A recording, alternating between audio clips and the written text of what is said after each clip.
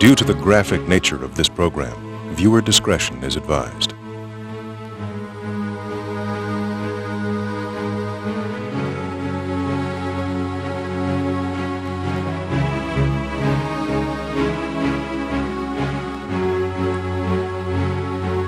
Across America, there are 330,000 churches of various denominations. In small towns to major metropolitan areas, everyone is protected under the Constitution of the United States of America to worship the religion of their choice.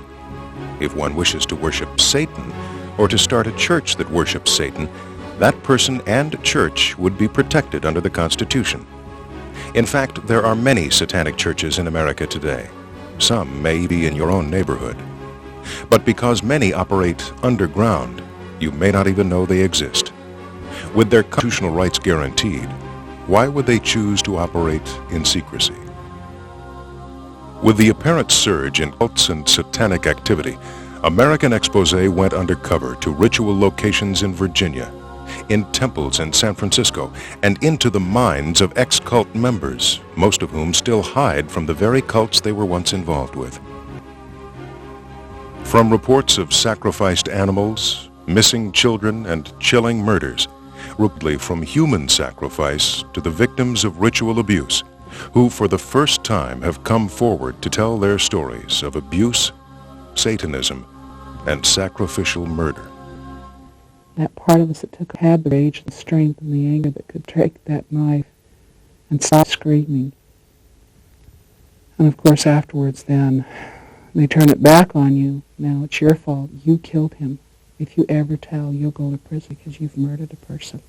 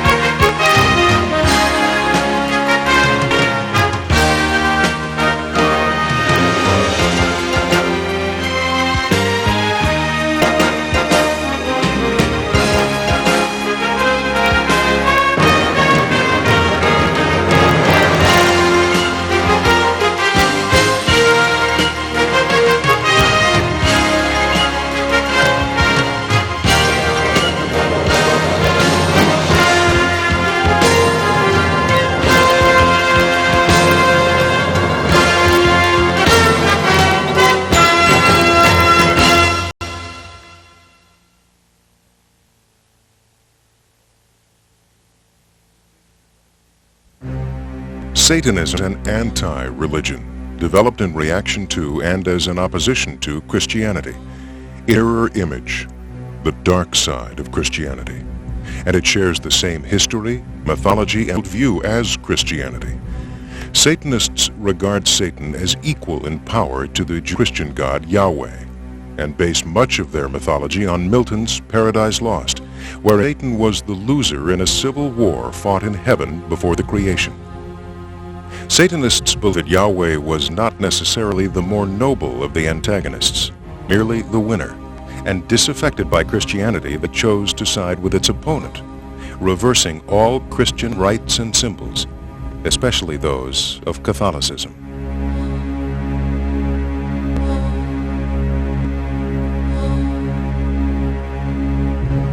The root ideas of Satanism go far back to what are called the Gnostic sects, who saw the world about them as profoundly evil, as the real hell, and life on earth as a sentence served in a prison.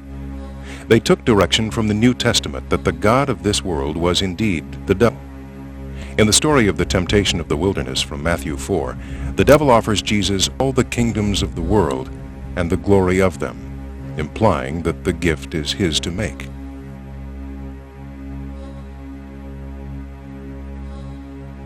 In John 12, verse 31, the devil is called the ruler of this world.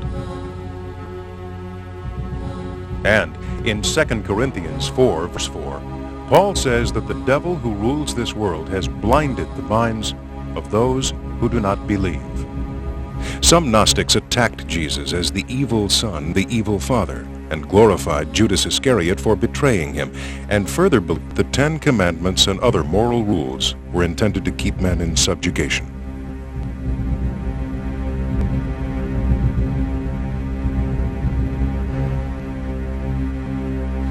A group known as the Cathars kept the Gnostic ideas alive, maintaining that the God of the Old Testament was the devil, and attacking the Roman Catholic Church for worshiping this devil. Some Cathars, according to church records, began to see the devil of the Catholic Church as the true God. A Satanist was one who renounced Christ and his church and blasphemously maltreated sacred objects, symbols, and ceremonies, who adored the devil in the form of a man or a goat or some other animal, who sang and danced in the devil's honor, and who reveled in child slaughter and cannibalism, indiscriminate sexual orgies, perversion, homosexuality, and every species of crime and abomination. Around the turn of the century, Aleister Crowley became an active anti-Christian and is generally credited with the introduction of Satanism into modern society. Crowley once baptized a toad as Jesus Christ and crucified it, reveling in its agonies. He was the self-proclaimed Great Beast 666, an adventurer, sexual compulsive and heroin addict who relished his media epithet of the wickedest man in the world. One of the world's largest modern-day satanic churches is the Church of Satan, founded in San Francisco in 1966 by Anton LaVey, who teaches that Satanism is a symbol of the material world and the carnal nature of man. Their scripture is LaVey's Satanic Bible, which, as with everything else involved with Satanism, is the opposite of Christianity. The following are just a few excerpts. I am a Satanist. Bow down, for I am the highest embodiment of human life. If a man smite thee on one cheek, smash him on the other. The only way that Christianity can ever completely serve the needs of man is to become as Satanism is now. Satanism condones any type of sexual activity, be it heterosexual, homosexual, bisexual, or even asexual. Satanism is a religion of the flesh rather than this. Reports, estimations, and statistics regarding satanic activity and occult practices in general range from the very minimal to the outright startling. In America today, it is difficult to get an accurate picture of what really is going on in the occult world, and more specifically, what is happening in satanic cults. Conservative reckonings estimate 200,000 witches and or neo-pagans in the United States alone, reported by the Bay Area Pagan Association. And Walter Martin, author of Kingdom of the Cults, said that an estimated 60 million Americans are involved in cults, and another 6 million dabble in the occult. The Cult Reese Directory, published by Cornerstone Press in Chicago, now lists more than 400 individuals and organizations, reports Christianity Today. Some professionals in the field, like Professor of Anthropology John Connor, an expert in cult and occult activities, feel that the current occult and satanic activity in America is not the problem the media often portrays it to be. It's very easy to assume that's almost to the extent of an international conspiracy, and it really isn't. This is, for young people, is a normal form of rebellion.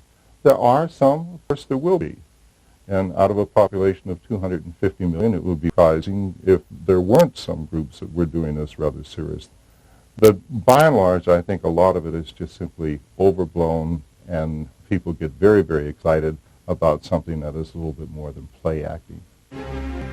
While occult activity to some can be casual in nature, there is a more serious, darker side being reported as well, a side which is sometimes frightening and dangerous, even deadly. Sacrifice, taken from the Latin sacrum, meaning holy, and facere, meaning to make. The act of offering the life of a person or animal or some object in propitiation or homage to a deity, something so offered.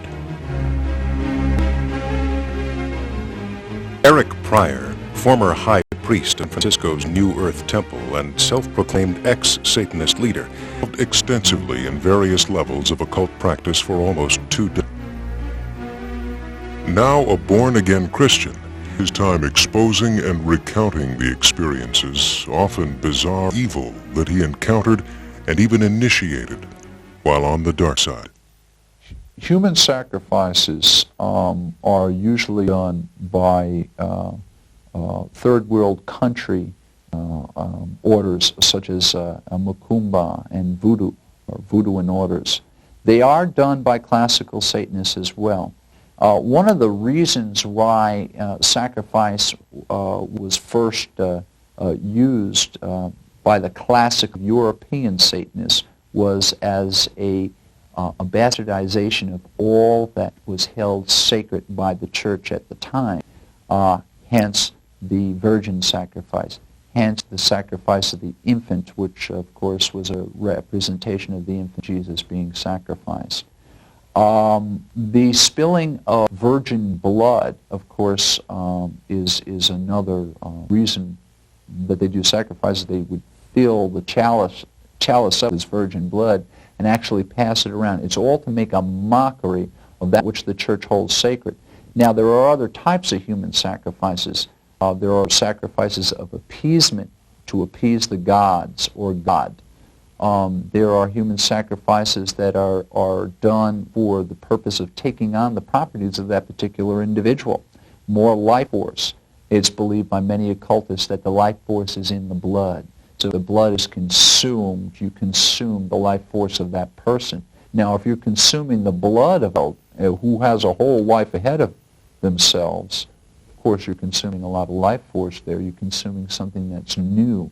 And of course it is, like I said, a bastardization of that which people hold holy. Now, there are many methods of sacrifice. There are sacrifices where people are tied down to altars and the bottom of their feet are slit open and the blood is drained. There's a sacrifice where the heart is removed and the heart is actually out and at a later date. They remove the heart and they put the heart out and it's ground into a poultice, which is then at some point in time used in an incense. There are human sacrifices where there is dismemberment that takes place. Primarily the dismemberment is for the getting rid of the evidence, if you will.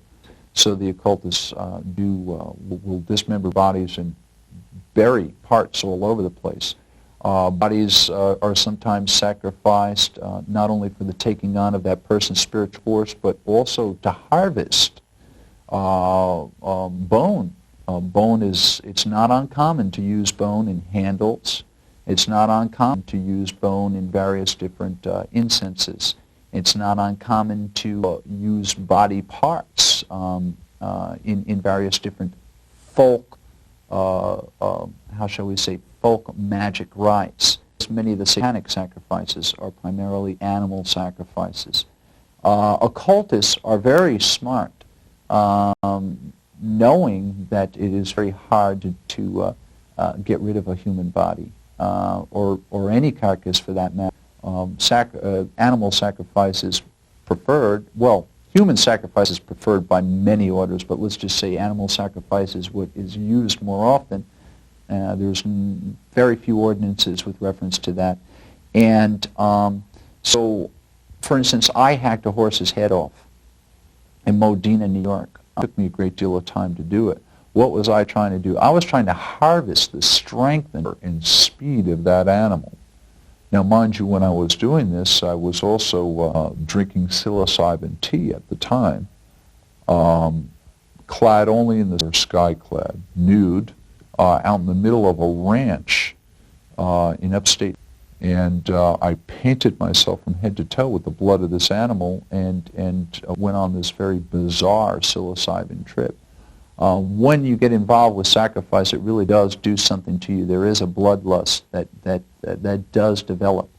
I've even sacrificed my own blood.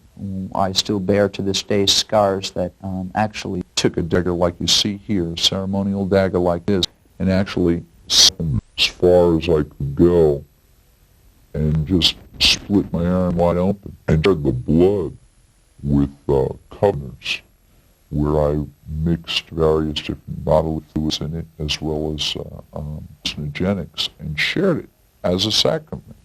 This is not an uncommon thing. A lot of people that are sacrificial purposes, accepting, let's just say, okay, happens here in the United States. That I do know. I have intimate knowledge that individual sacrifice is the more common thing. And what I mean by that, an individual magician or an individual occultist, whether it be a Satanist or a ceremonial magician or practitioner of voodoo or whatever, these kind of people are the ones most prone to human sacrifice. When human sacrifice takes place, generally, you don't want anybody around to tell the story. Eric Price is not alone in witnessing sacrifice. While American Expose was investigating in Richmond, a 19-year-old girl who would only give us the name Sarah agreed to tell her equal and story, as long as we agreed to protect her identity. Some of the most common rituals that I observed when I was practicing was the sacrifice of animals, whether it be a chicken or any animal that was easily accessible. I witnessed the leader of our cult in a newborn child and placed it on the altar. The child was drugged to avoid any screaming. We chanted around it, and our leader actually got a knife and cut the child open.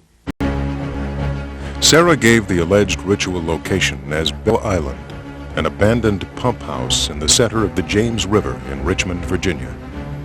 Our American Expose crew investigated the location and found satanic graffiti.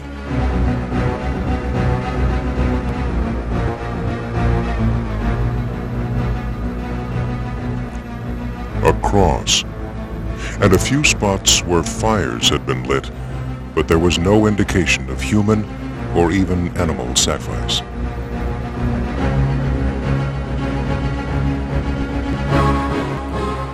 Ritual abuse is defined as a brutal form of abuse consisting of physical, sexual, or psychological abuse involving the use of rituals.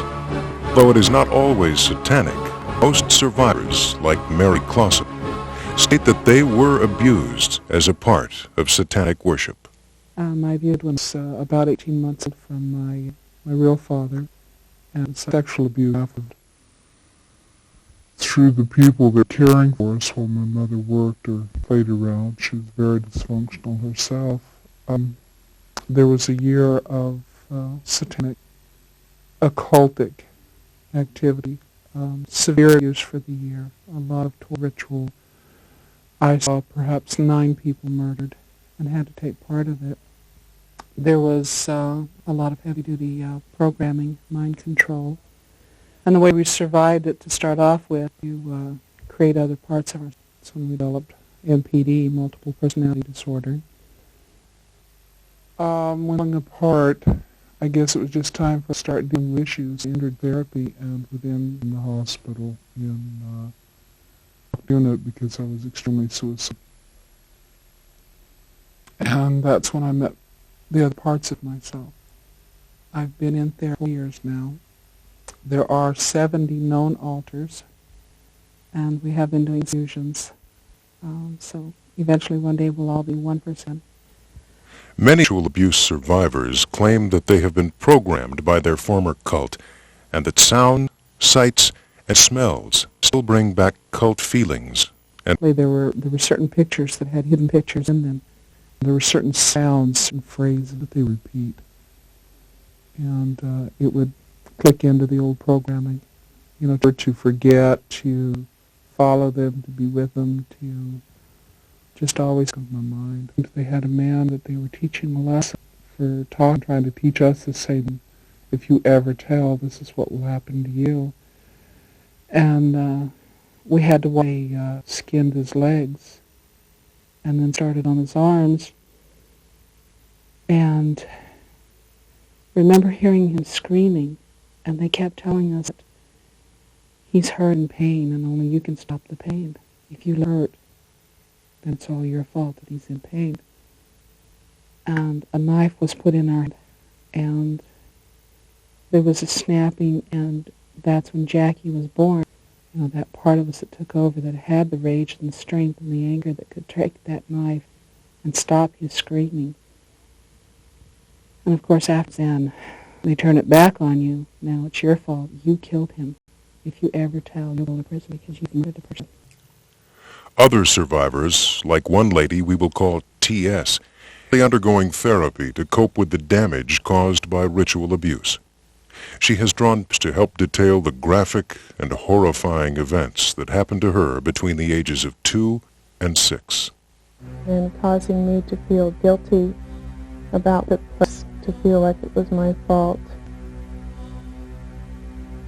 They didn't want a number, and they used a variety of ways to keep me quiet. One of those ways was to, if I remembered, I was supposed to cut myself and take a knife and cut my wrist, and they had me go through that motion, and I have a scar on my, and I worked through that memory in the picture. They also hung me upside down, used basically a cross in the shape of, and they took whatever was good and turned it into evil. They put me in coffins, bugs and snakes,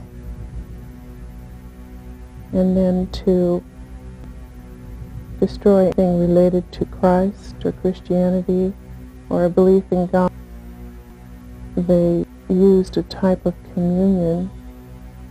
They actually had me ingest blood and flesh, and drawings show being forced to drink blood. Another method of keeping me silent was to use shock treatment and types of electrodes in a programming ritual. Physical abuse was a part of keeping me silent. My fingers were burned on a stove.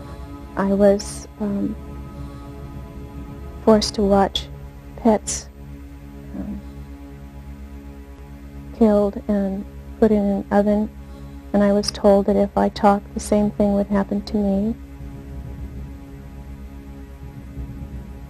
They would dismember bodies and then hang me upside down over a vat. I think it was acid, I'm not sure, but there were body parts, and they told me they would lower me into the acid if I ever talked about this. In one memory I had, in order to get the blood, they used me as the person to get the blood from. I was basically the lamb, the child of God, and they would put pins and needles in between my fingers, and I would be bled so that they could have communion. The number 3 is an important number to the Satanists because it represents the Trinity, and they are very fond of abusing that age child as well as abusing the number and using it throughout the rituals. And on my 3rd birthday I was severely abused. Another way to keep me silent was to use a gun. Pornography, child prostitution brings in big money, and they terrorize children by using common childhood things. In my case, I was given lots of clowns to keep in my bedroom. And if I woke up in the morning after they told me to go to bed, and I told them about what happened or that the clowns had abused me, they always said it was my imagination, and they thought I was talking about the clowns in my bedroom and that I just had a bad dream. That's what they will tell their children.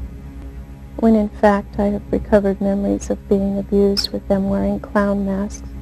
They did force me to participate in the torture and death of a woman who I later recovered the memory of being my teacher. She found out what was happening and she knew too much. And of course I was the one that talked, and so I was the one that had to cause her to die.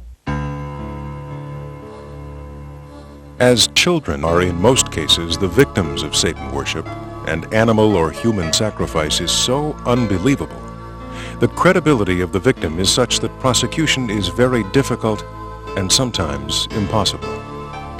Although there are many serious cases of Satanism, many law enforcement officers agree that most cases, especially those involving teenagers, are simply cases of dabbling, although apparent satanic activity should always be investigated. Probation Officer Kelly McGee has dealt with satanic cases involving for 10 years. As a probation officer, you deal with young adults that have a number of problems, whether they have family problems, self-esteem problems, things of that nature. We refer a lot of individuals for professional counseling. I believe that in some situations, these individuals are looking for things that may excite them a little bit, make them feel worthwhile, and maybe have some kind of shock value on society. And believe me, satanic activity does bring about a shock value to people, especially John Q. Public. The media hasn't really been able to grasp a hold of what's going on with satanic activity, and a lot of times they'll take little bits of information and make it to the point where it sounds like there's a major problem. I don't believe at this point, I should say that I don't have any factual evidence that there is a major problem with satanic activity and cult activity in this area. But, I think you have to keep an open mind and look at all the facts, and anytime you do have a situation where you find a ritual site or you find graffiti that shows some kind of satanic situation, then you need to look at it and investigate it. And I think the big thing is if you keep your mind open. Parents need to keep an open mind. A lot of times parents and people in general will close their eyes to things that they don't want to hear.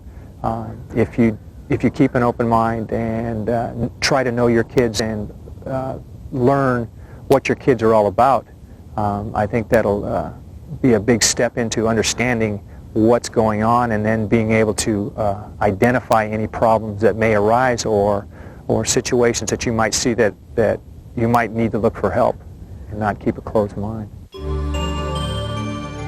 To better understand something like Satanism, you must first know the signs, some satanic or cult symbols and definitions. Altar. An altar is a table, shelf, or platform set apart from the mundane and used exclusively for religious rites and the ceremonial arrangement of sacred paraphernalia. Baphomet. A Baphomet is the goat-headed god of carnal lust and materiality, commonly depicted as the devil and the most popular deity for modern Satanists. Inverted cross. The inverted cross is the generic symbol of Satanism that represents the rejection of all that Christianity stands for. Pentagram. A pentagram is the five-pointed star used as a mandala for magical conjurations. It represents the human figure with head, arms, and legs, and is more often known as the generic symbol of witchcraft. Anarchy. The anarchy is the symbol of no government and is typically the sign of rebellion against any authoritative power. Pastor Gordon L. Coulter, a former Los Angeles police officer and current pastor at the El Camino Community Church in San Diego, has dealt with youth that have been involved in satanic activity. Some of the signs to look for among young people have to do with alienation. When kids start to find themselves alone and alienated from the main group at school or the community, that's a good sign to note.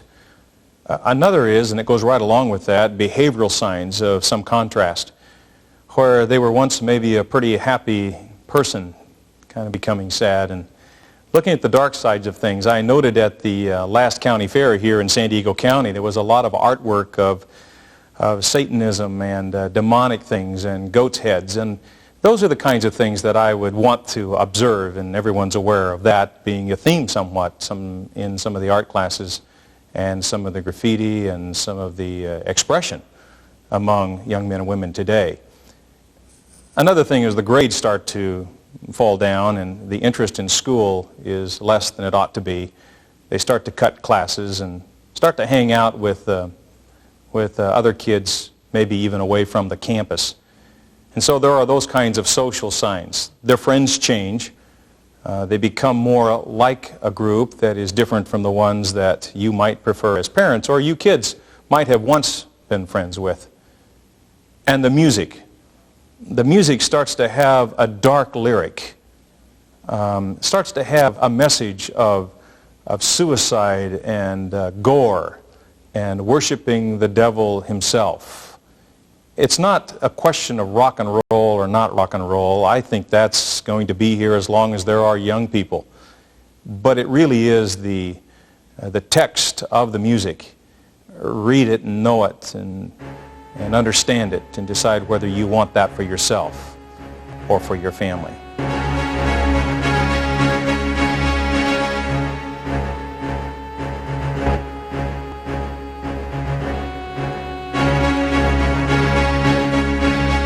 Even though Americans are protected by the Constitution to practice their religion, many believe that some cults have gone too far. And what exactly is too far? Animal mutilation and sacrifice? Torture? Child abuse? Rape? Pornography? Or even human sacrifice? When does constitutional religion that allows this activity end and law enforcement intervention begin? Many experts believe that most satanic activity is a media exaggeration. But how can so many victims and ex-cult members have such vivid memories if it is just their imagination? With the secrecy of satanic cults, we may never know if future generations are affected by the criminal elements of some cult activity unless we open our eyes and take action before it is too late.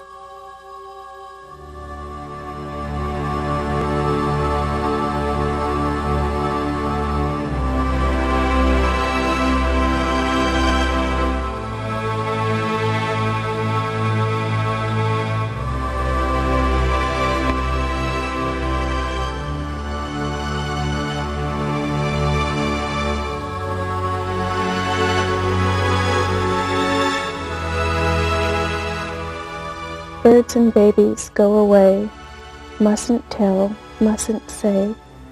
Mommy will get mad at me, must pretend I do not see. Nothing happened, don't remember.